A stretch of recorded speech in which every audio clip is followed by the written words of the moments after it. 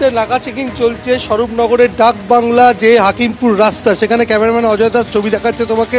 পুলিশের পক্ষ থেকে যে সমস্ত গাড়ি আসছে সেখানে তল্লাশি চালানো হচ্ছে এবং জিজ্ঞাসা করা হচ্ছে যে কি কোথা থেকে আসছেন তারা, কারণ এই জায়গার নাম নির্মাণ, অর্থাৎ নির্মাণ স্বরূপনগরের হাকিমপুর রোড। সেখানে যে সমস্ত গাড়ি আসছে সেখানে পুলিশের পক্ষ থেকে চেকিং হচ্ছে। আপনারা কি জানতে চাই? আমরা জানতে চাইছি ওনারা কোথা থেকে আসছে, এনারা কোথাকার বাসিন্দা, কোথায় যাচ্ছে, এতটুকু।